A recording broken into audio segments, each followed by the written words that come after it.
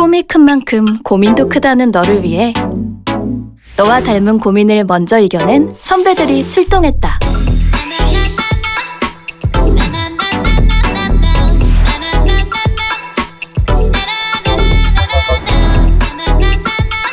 내가 찾던 선배와의 랜선 만남. SK텔레콤 선배 박람회.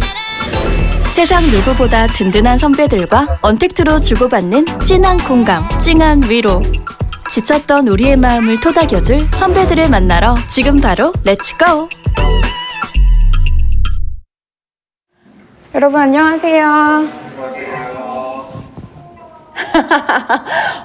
반갑습니다. 오늘 SK텔레콤에서 주최한 선배 박람회에서 자존감 선배라는 타이틀로 여러분들을 만나 뵙게 됐습니다. 첫 번째 질문인데요. 기자에서 동시통역사, 방송인, 번역가 등 많은 일을 하시잖아요. 늘 끊이지 않고 자기 개발을 할 수 있는 선배님의 원동력은 뭔가요? 제가 기자 생활을 7년을 했는데 엄청 빡빡한 조직이잖아요. 월급쟁이 회사원 생활이면서도 굉장히 타이트한 생활을 7년을 했는데 그때 생각해보면 여러분들이 생각하는 그런 자기개발 저는 1도 못했어요. 진짜 자기개발이라는 4가지 단어는 저한테는 정말 꿈에 그리는 소원 같은 거였어요. 그때 저를 움직인 유일한 원동력은 책임감이었어요. 완벽한 건 불가능해요. 그래서 저는 언제부턴가 최선주의자라는 말을 쓰는데요. 완벽주의자라는 말 대신 너무 먼 미래를 내다보면서 나 나중에 모두 배워야 되고 모두 해봐야 되고 모두 이렇게 시도해봐야 되고 이런 생각을 하기보다는 내가 맡은 바 책임만 다하다 보면 분명히 거기에서 요구되는 여러 가지 노력과 뭔가 희생과 그런 것들이 나올 거고 그런 것만 하다 보면 사람들이 볼 때 와 정말 자기개발을 열심히 했다 라고 느낄 수 있는 그런 자리에 가게 될 거라고 생각을 합니다. 혹시 선배님께서는 그 재충전을 어떻게 하시는지 좀 궁금하거든요. 재충전이요? 저는 제가 되게 좋아하는 단어가 밸런스이거든요. 아까 이렇게 남들하고 비교할 때도 균형을 맞추는 비교를 하라 그랬잖아요. 제 삶에서도 제가 되게 중시하는 게 밸런스인데 일을 더 잘하려면 해야 되는 게 재충전이고 1보 후퇴 2보 전진이란 말도 있잖아요.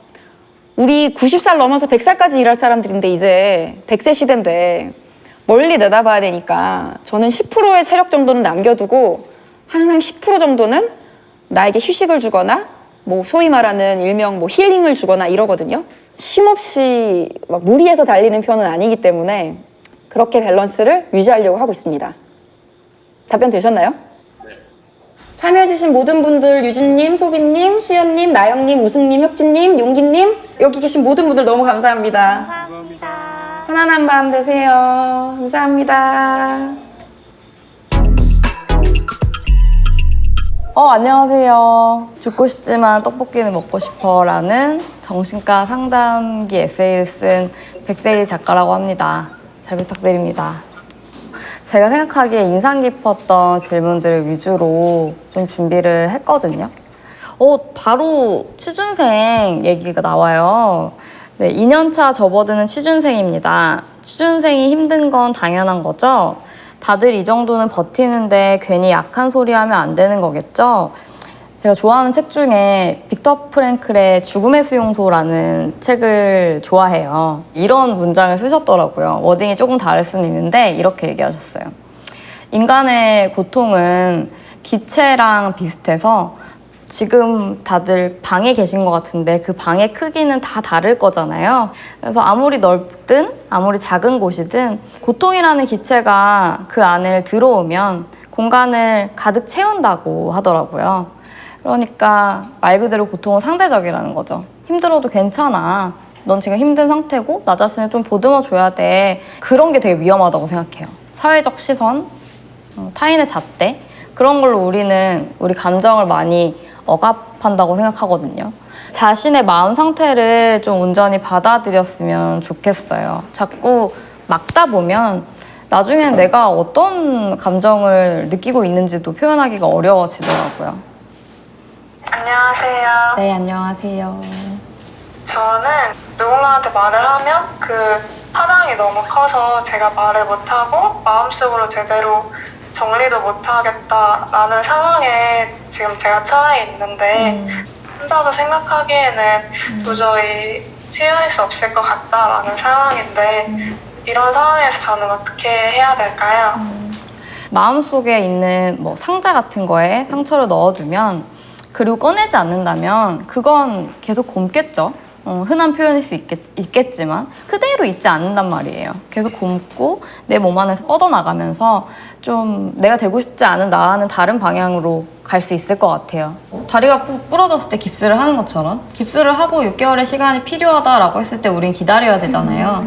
그렇기 때문에 저에게 치유는 상처를 나에게든 다른 이에게든 꺼내는 거. 그게 시작이라고 생각합니다. 짧았지만 이렇게 SK텔레콤 선배 박람회에 함께 해줘서 너무 감사하고요. 지금까지 치유 선배 백세희였습니다. 감사합니다.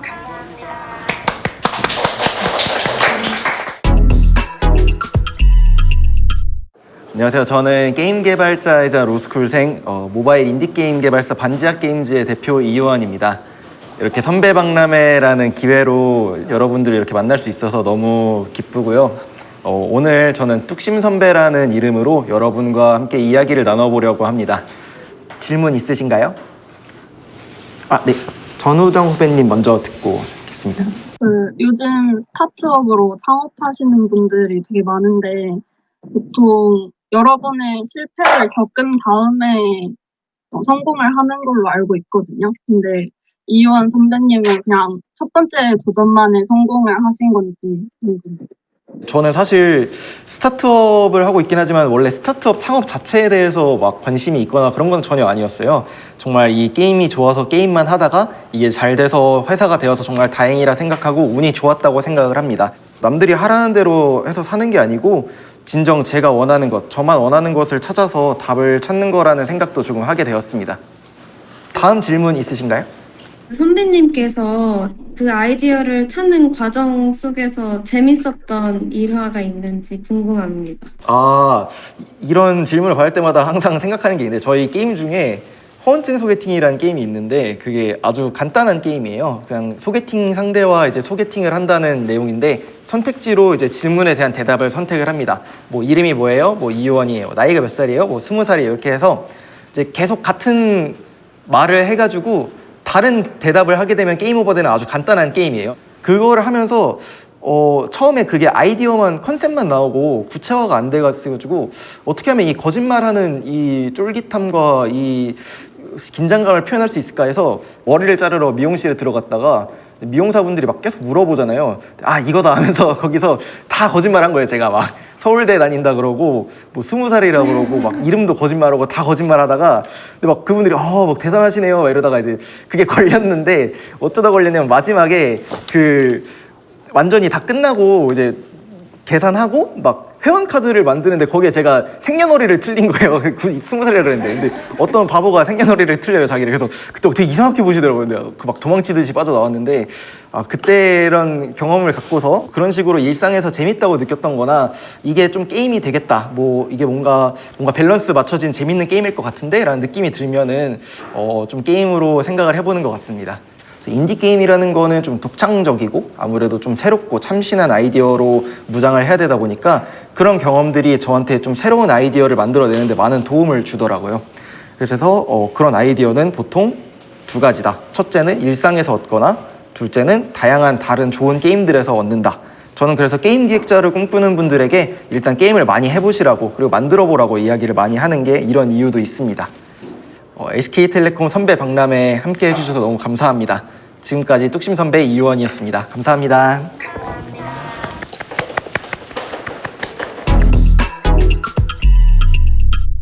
네, 안녕하세요. 저는 만화가 겸 수필가로 활동하고 있는 김보통입니다.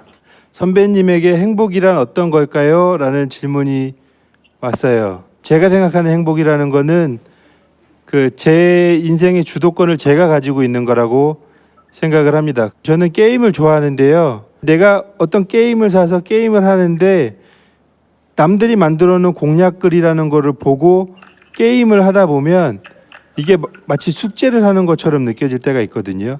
저에게 행복이라는 거는 제 삶의 주도권을 제가 가진다는 얘기는 그 어떤 선택을 할 때 있어서 남들이 말하는 좋은 것들이나 남들이 말하는 그 훌륭한 것들에 대해서 그거를 쫓는 게 아니고 내 기준을 가지고 내가 선택을 해서 그 결과를 내가 온전히 받아들이는 삶을 살아가고 싶다는 생각을 하고 있습니다. 만화나 웹툰을 그리실 때 소재에 대한 영감은 어디서 얻는지 궁금합니다 라는 질문을 하셨는데요. 작가들마다 다르겠지만 저 같은 경우는 제 마음속에 있는 기억들을 뒤져서 남들한테 보여주고 싶은 사진을 찾아요. 그래서 그 사진을 그 다른 사람한테 보여준다고 했을 때 이 사진을 다른 사람이 볼 때 내가 느끼는 감정을 그 사람도 느낄 수 있으면 좋겠다라는 마음으로 일단 그 기억을 먼저 찾아내고요. 처음으로 그렸던 만화가 아만자라는 만화인데 그 만화 같은 경우에는 저희 아버지가 암으로 돌아가실 때 그 임종을 지켜보면서 느꼈던 그 심정에 대해서 다른 사람들도 같이 느꼈으면 좋겠다라는 마음으로 그 장면을 그리기 위해서 이야기를 그렸었고요. 이제 그러기 위해서는 경험을 많이 해야 되는 거고 이제 앞서 말씀드린 것처럼 시도도 많이 하고 그 사이에 망하기도 많이 하면 본인의 기억의 사진첩이 굉장히 풍부해지지 않을까라고 생각을 합니다. 그래서 작가로서는 그런 실패와 시도들이 많으면 많을수록 그 훌륭한 자산이 된다라고 생각을 합니다. 언젠가 이 코로나 시대가 끝나고 이런 언택트가 아닌 이제 오프라인 강의를 할 수가 있는 날이 온다면 그때 다시 또 인사를 드리겠습니다. 감사합니다. 박수 치고 끝날까요? 힘들고 지칠 때 누구도 혼자가 아님을 알 수 있도록 만나지 못해도 더 잘 볼 수 있게 떨어져 있어도 더 가까이에서 같이 가겠습니다. SK텔레콤